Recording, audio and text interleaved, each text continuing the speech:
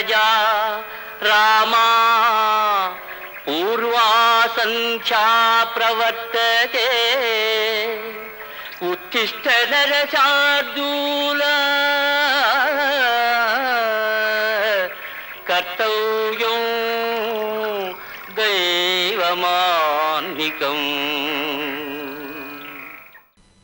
శ్రీవేంకటాచలాధీశం శ్రియాధ్యాసితవక్షసం శ్రితచేతనమందారం శ్రీనివాసమహం భజే. ప్రపద్యేతం గిరిం ప్రాయ శ్రీనివాసానుకంపయ ఇక్షుసారస్రవంచేవ యన్మూర్ఛ శర్కరాయితం. భగవద్బంధులరా, శ్రీ వెంకటేశ సుప్రభాత స్తోత్రానికి స్వాగతం. అయ్యా, ప్రథమ కబళే మక్షికాపాత అన్నట్టుగా శ్రీ వెంకటేశ సుప్రభాతం అంటున్నారు. వెంకటేశ్వర సుప్రభాతం అని కదా ప్రాచుర్యంలో ఉన్నది, నిజమే. కానీ సంస్కృతంలో అనాది కాలం నుంచి వస్తున్న పదప్రయోగాలు చూచినట్టయితే శ్రీ వెంకటేశ సుప్రభాతం అన్నదే సాధువైనది. తరువాతి కాలంలో శ్రీ వెంకటేశ్వర సుప్రభాతంగా ఆ పేరు మారింది. సరే, బంగారాన్ని ఎన్ని మెలికలు తిప్పినా విలువ తరగదు కదా. శ్రీ వెంకటేశ్వర సుప్రభాత వైభవాన్ని మనం వింగడించుకుందాం. సుప్రభాతం అన్న పేరు వినగానే అందరికీ మొదటగా గుర్తొచ్చేది వెంకటేశ్వర సుప్రభాతమే, స్ఫురించేది వెంకటేశ్వర సుప్రభాతమే. అదే మొట్టమొదటి సుప్రభాత స్తోత్రము. అది వచ్చిన తరువాత ఆయా దేవతలకి, ఆయా స్వరూపాలకి, ఆయా దేవాలయాలకి సంబంధించి రకరకాల సుప్రభాతాలన్నీ వచ్చాయి. అది విశేషం. అంటే సుప్రభాత స్తోత్రాలు ఎన్ని రకాలు వచ్చినా, ఎన్ని విశేషమైన విన్యాసాలతో ఉన్నప్పటికీ వెంకటేశ్వర సుప్రభాతము, స్తోత్రము, ప్రపత్తి, మంగళాశాసనము, ఈ నాలుగిటికి ఉన్న స్థాయి కానీ, నాలుగిటికి ఉన్న అంతస్తు కానీ, నాలుగిటికి ఉన్నటువంటి సంస్థానము కానీ మిగిలిన వాటికి అందలేదేమో అనిపిస్తుంటుంది మనకి.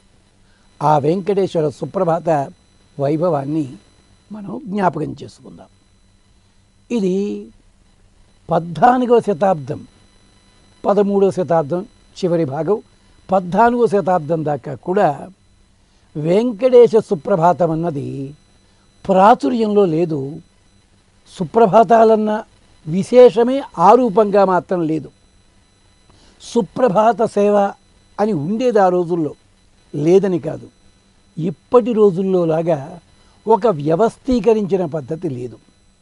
అయితే దేవాలయంలో సుప్రభాత సేవ అని ఇలా వ్యవస్థీకరించకపోతే దేవాలయం తెరిచేటప్పుడు ఆ రోజుల్లో ఏం చేసేవారు అది తెలుసుకున్నట్టయితే వెంకటేశ్వర సుప్రభాత వైభవం ఏమిటో మరింతగా ఆస్వాదించగలం మనం. ఎలాగా? అది ఏ దేవాలయాలు కావచ్చు, ఏ సాంప్రదాయంలో కావచ్చు, కవాట ఉద్ఘాటన వేళ అంటే తలుపులు తెరిచే వేళ కరతాళ ధ్వని అంటే చేతులతో చప్పట్లు కొడితేవారు. కొట్టిన తరువాత తలుపుని చప్పుడు చేసేవారు. చేసిన తరువాత అప్పుడు అడ్డగడియ తీసి స్తోత్రపాఠాలతో వచ్చేవారు.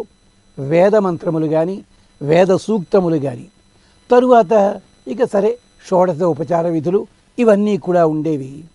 అంటే ఆవాహన, ఆహ్వానము ఇత్యాది విధుల కంటే ముందు సుప్రభాతం చదవడం అన్నది 13వ శతాబ్దం, 14వ శతాబ్దం ముందు వేరే ప్రక్రియలో ఉండేది.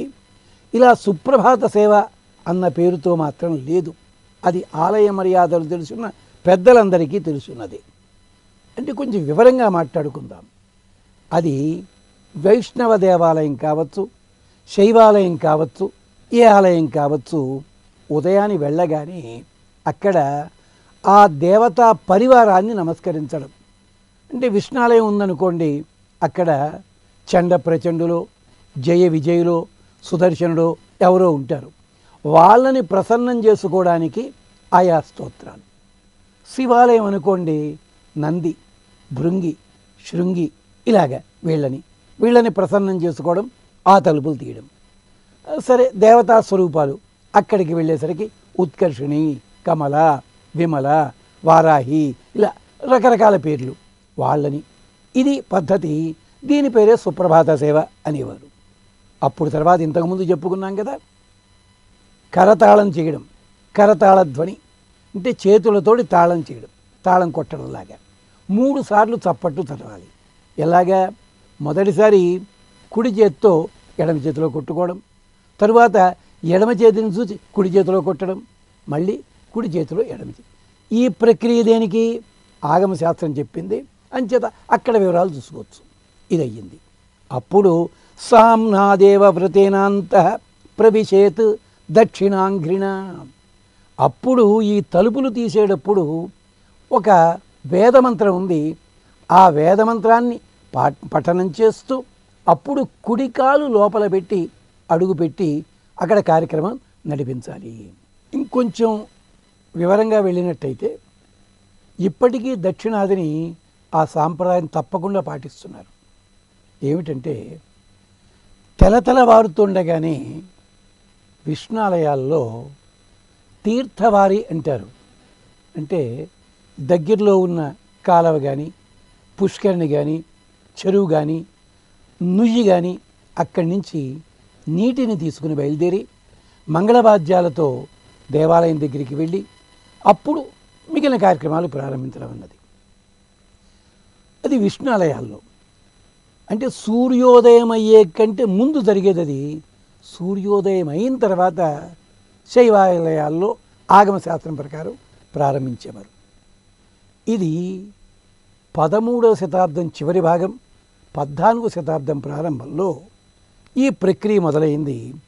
ప్రతివాది భయంకరం అన్నన్ అన్న మహానుభావులు ఏ శుభముహూర్తాన వెంకటేశ్వర స్వామి వారి సన్నిధిలో ఆసువుగా ఈ స్తోత్రాన్ని గానం చేశారో అప్పటి నుంచి ఒక ప్రక్రియకి, ఒక వ్యవస్థకి ఒక రూపుదిద్దడం జరిగింది. మనకి దక్షిణాదిని అంటే కర్ణాటక, తమిళనాడు, కేరళలో ఇప్పటికీ సుప్రభాత సేవలో ప్రక్రియ ఉంటుంది. ఏమిటంటే సూర్యోదయానికంటే ముందుగానే మంగళధ్వనులతో బయలుదేరి దగ్గరగా ఉన్న పుష్కరిణి కానీ, చెరువు కానీ, కాలవ కానీ, నది కానీ, లేదు దేవాలయం కోసం నిర్మించిన నూతి దగ్గర కానీ ఆ తీర్థాన్ని తీసుకుని, తీర్థవారి అంటారు, అంటే జలాన్ని తీసుకుని దేవాలయానికి రావడం ప్రారంభించడం. దాని పేరు సుప్రభాత సేవ. ఆ సమయంలోని మంగళధ్వనులతో పాటు ఘంటానాదం వినిపించేది ఆ సుప్రభాత సేవ అవుతోంది అనేవారు. అది పద్ధతి. మరి శైవాలయాల్లో ఏం చేసేవారు? సూర్యోదయం అయిన తరువాత ఈ కార్యక్రమం జరిగేది. దాంట్లో చిన్న తేడా, ఎందుకంటే ఆగమ శాస్త్రాల్లో పెద్దలు చెప్పింది ఏది అలా ఉంటుంది. కానీ 14వ శతాబ్ద ప్రారంభంలో ఒక విచిత్రమైన సన్నివేశం జరిగింది. జరిగినప్పుడు సాక్షాత్తు వెంకటేశ్వర స్వామి ఆ సన్నివేశానికి సాక్షిభూతంగా ఉండి పులకించి ఇక్కడి నుంచి ఇది వ్యవస్థీకరించబడాది అన్నట్టుగా అర్చకముఖేనా చెప్పారు అని పెద్దలు చెప్తుంటారు. అప్పటి నుంచి కూడా వైష్ణవ దేవాలయాల్లో సుప్రభాత సేవ అంటే ఈ ప్రక్రియ ఏర్పడింది. వెంకటేశ్వర సుప్రభాతాన్ని చదవడము అక్కడి నుంచి మొదలుపెట్టడం జరిగింది. అది తరువాత ఇతర సాంప్రదాయాలకి పాకి ఆయా సుప్రభాత స్తోత్రాలు ఇవన్నీ రావడం జరిగింది. మనం శ్రీ వెంకటేశ్వర సుప్రభాతము, శ్రీ వెంకటేశ్వర సుప్రభాత స్తోత్రంలో విశేషాలు ఏమిటి వరుసగా చెప్పుకునేదంటే, మొదటగా సుప్రభాతం అంటే ఏమిటి, ఆ సుప్రభాత స్తోత్రం ఏమిటి, స్తోత్రము, తరువాత ప్రపత్తి, మంగళాశాసనము, ఈ 4 ఉండే విశేషాలు ఏమిటో చెప్పుకోవాలి. దీంట్లో వాచ్యార్థము, చెప్పిన అర్థం ఏముంది, ఆ సాహిత్యంలో ఉండే అర్థానికి ఇంకా ఉన్న విశేషం ఉందా, వ్యంగ్యార్థము, ఈ అర్థాన్ని ప్రయోగించడంలో మనకి ఏమన్నా సందేశము ఇవ్వబడుతోందా అది జ్ఞాపకం చేసుకోవడం. ప్రతి శ్లోకంలో ధ్వనించే పురాణగాథలు కానీ, వేద సూక్తాలు కానీ, ఉపనిషత్తుల్లో ఉండే ఆఖ్యాయికలు కానీ, ఇతరములైన గాథలు కానీ ఏమన్నా ఉన్నాయా అవి వింగడించుకునే ప్రయత్నం చేయాలి. ప్రసిద్ధులైన భక్తుల స్తోత్రాలు, అంటే పూర్వులైన భక్తుల స్తోత్రాలు, పురాణాల్లో ఉండే శ్లోకాల్లో భావాలు అలాంటివి వెంకటేశ్వర సుప్రభాతంలో ఎక్కడైనా ప్రతిఫలించాయా అది చూడాలి. అంటే పరావర్తనం చెంది ఒక బింబ ప్రతిబింబ భావంతో అక్కడ ప్రాచుర్యంలోకి వచ్చాయా అది చూసుకోవాలి. వీటన్నిటితో పాటుగా సుప్రభాత స్తోత్రం చదువుకునేటప్పుడు ఆయా దేవాలయాలకి సంబంధించిన ఆచారములు ఉంటాయి, ఆయా కాలములకు సంబంధించిన ఆచారములు, వాటిని కూడా దీంట్లో ఎలాగ ఒదిగించారు, ఎలాగ పొదిగారు అన్నది మనం జ్ఞాపకం చేసుకోవాలి.